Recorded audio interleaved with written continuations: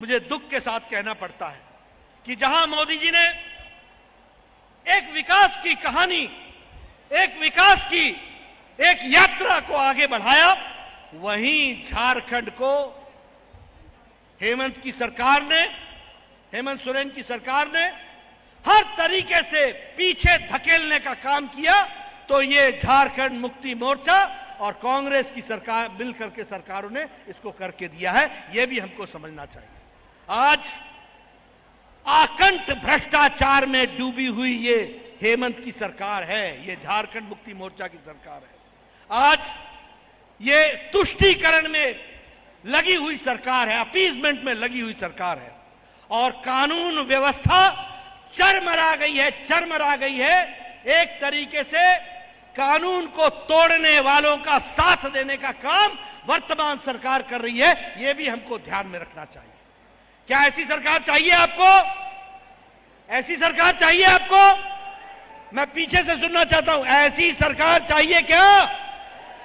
जरा हाथ हिला के बताइए, चाहिए क्या? ऐसी सरकार चाहिए क्या? आकंठ भ्रष्टाचार, तुष्टीकरण और उसके साथ साथ कानून व्यवस्था का ध्वस्त हो जाना और गैर सामाजिक तत्वों का बढ़ावा मिलना और लॉलेसनेस का चरम सीमा पर पहुंचना, ये आज जेएमएम की और कांग्रेस की सरकार दे रही है। मित्रों, जमीन का घोटाला, लैंड स्कैम, दिस गवर्नमेंट, ये सरकार घोटालों की सरकार है, घोटालों की सरकार। जमीन घोटाला, लैंड स्कैम, सबसे बड़ा हिस्ट्री में झारखंड में अगर लैंड स्कैम हुआ है तो वो झारखंड मुक्ति मोर्चा हेमंत सोरेन की सरकार में हुआ, ये भी हमको ध्यान में रखना चाहिए। लिकर स्कैम, शराब घोटाला, पता नहीं इन सरकारों का शराब से क्या क्या रिश्ता है। जहां देखो, जहां गैर भाजपा सरकार है वहां शराब घोटाला, वहां शराब घोटाला, यहां भी शराब का घोटाला। उसी तरीके से इल्लीगल माइनिंग और हेमंत सोरेन की सरकार और हेमंत का आशीर्वाद, ये अपने आप में जुड़ी हुई बात है, इसको भी हमने को समझना चाहिए। और आपने देखा होगा कि साहेबगंज में किस तरीके से इल्लीगल माइनिंग होकर के वहां पर भी काम चल रहा है, यह भी हमको समझना होगा। मित्रों, अगर मैं तुष्टीकरण की बात करूं तो संथाल परगना के क्षेत्र में जो संरक्षण इल्लीगल बांग्लादेशी इन्फिल्ट्रेटर्स को मिल रहा है और झारखंड मुक्ति मोर्चा के लोग और कांग्रेस के लोग उनके संरक्षण में खड़े हैं, यह बहुत ही दुखदाई बात है। संथाल परगना में बांग्लादेशी घुसपैठ को अगर कोई शरण दे रहा है तो वो हेमंत सोरेन की सरकार दे रही है और गैर राष्ट्रवादी लोगों को पनपा रहे हैं, यह भी हमको ध्यान में रखना है। मित्रों, आपको जान करके दुख भी होगा कि किस तरीके से संथाल परगना में हमारी आदिवासी महिलाओं के साथ अत्याचार हो रहा है।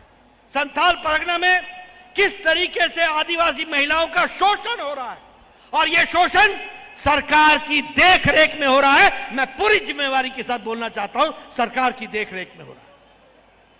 बिल्कुल आंखें मूंद करके बैठे, घटनाओं पे घटनाएं हो रही हैं, महिलाओं के साथ अत्याचार हो रहा है, दुराचार हो रहा है, कोई पूछने वाला नहीं। और आप देखिए, अगर मैं आप बात करूं तो ट्राइबल बहनों के साथ तो हुआ ही हुआ, लेकिन जिस तरीके से महादेव की बारात को देवघर में जिस तरीके से अटैक किया गया और उसको डिस्टर्ब किया गया और इस यात्रा को डिस्टर्ब किया गया और सरकार मूक दर्शक रही, यह बताता है कि किस तरीके से आज ये सारी की सारी चीजें चल रही हैं। मित्रों, जो हमारे इलीगल इमिग्रेंट्स हैं, यानी जो घुसपैठिए हैं, बांग्लादेशी घुसपैठिए हैं, रोहिंग्या हैं, वो लोग हमारे ट्राइबल बहनों को फुसलाकर, ट्राइबल बहनों के साथ गलत व्यवहार करके उनका शोषण कर रहे हैं, लेकिन सरकार आंख मूंद करके बैठी है। यह स्थिति आज आकर के खड़ी हुई है। हम भूल नहीं सकते सुश्री अंकिता सिंह के किस्सा, हम भूल नहीं सकते राबिका पहाड़िया का किस्सा। ये अपने आप में बताते हैं कि किस तरीके से जेएमएम की हेमंत सोरेन की सरकार किस तरीके से उदासीन है, किस तरीके से उनकी इनसेंसिटिविटी है, उसके बारे में यह निश्चित रूप से बताती है। मित्रों, मैं ये कहना चाहूंगा कि इन विपरीत परिस्थिति में भी आपने एनडीए के कैंडिडेट को रामगढ़ से बहन सुनीता चौधरी को आपने चुनाव जिताया, इसके लिए भी आपको मैं बधाई देता हूं और ये एक नई दिशा देने का काम हुआ है, इसके लिए मैं आपको बधाई देता हूं। मित्रों, 9 साल सेवा, सुशासन और गरीब कल्याण, इसके लिए हम अग्रसर हुए हैं। दुनिया में भारत ने अपने आप को स्थापित किया है। मोदी जी के नेतृत्व में भारत आगे बढ़ रहा है। यह दीगर बात है कि कांग्रेसियों के पेट में मरोड़ आ रही है। कांग्रेस के पेट में मरोड़ इसलिए आ रही है कि मोदी जी का विरोध करते करते वो आजकल भारत का विरोध करने लगे हैं। यह बहुत ही दुखदाई बात है। लेकिन क्या करें, ये लोग जो बौखला गए हैं, जो विकास की कहानी में अपने आप को शामिल नहीं कर रहे हैं, इनका वही हश्र होगा जो आप सब लोग आगे बढ़ेंगे तो जिस तरीके से इनकी बौखलाहट बढ़ रही है, ये बौखलाते रहेंगे। हम विकास की नई कहानी लिखेंगे और भारत को अमृत काल में एक विकसित भारत बनाने में कोई कसर नहीं छोड़ेंगे। यही मैं कहना चाहता हूं। आपने मेरी बात सुनी, आपका बहुत बहुत धन्यवाद। जय भारत, जय झारखंड, जय जोहार।